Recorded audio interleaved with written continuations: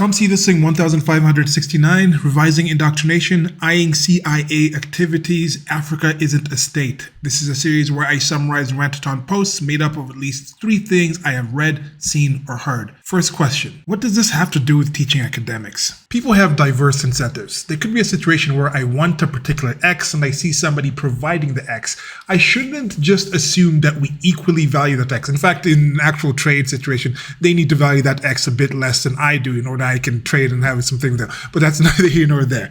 But because we might not value that X at the same thing, for the X being the X itself, they might include other things when they're thinking about providing that X that are not really factored into me wanting to obtain that X from them. Came to mind when thinking of the handbook that the largest labor union in the United States of America, the National Education Association, was trying to erase. It had things about white supremacy, racial quotas, being against homeschooling because it doesn't give you a comprehensive educational experience. In some situations, I don't really understand why you need public sector unions. You're in the public sector. The state is already taking money away from people in order to pay you, and then they're telling them their kids have to come to get the services from you, and then somehow you still need to unionize so you can demand that even higher levels of job security. In general, I think my individual self just kind of ick on unions, but it goes so much farther when it's public sector unions. Next question, why wouldn't the CIA do what the CIA allegedly does? Continuing to things that incentivize people to act in a certain way. And are they intelligence agency unions? When it comes to the CIA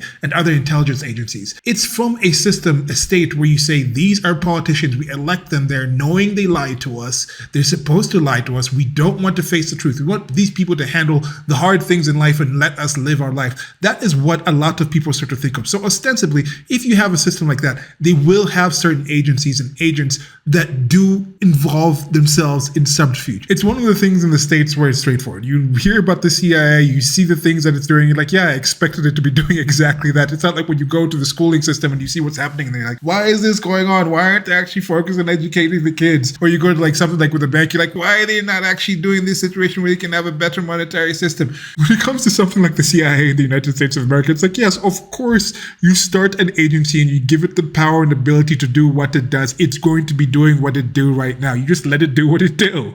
Last question. Africa isn't a country, but is it a collective? Focusing a bit more on local politics here in Kenya and posting this video by Lynn Ngugi, who was joined by DJ Bwakali, have one of those situations where I agree with the issues being identified, but would disagree on almost all of the proposals since they're based on a collectivism and other sloganeering, like talking about, oh, we need a stronger African collective, or we simply need states and leaders that focus more on national collective of some sort, or talking about collectivizing as a global South. But when you think of the things that they and others say the United States has done to Kenya or other African countries, is there anything that hasn't been done to Ukraine? I would actually argue the things being done to Ukraine are a lot worse. So it's not this whole racial thing or, oh, China is going to do a better thing. It's a power dynamics thing that goes on. You see what the CIA and those kind of people do to their own people and things like that. So why would they care so much about the Kenyans?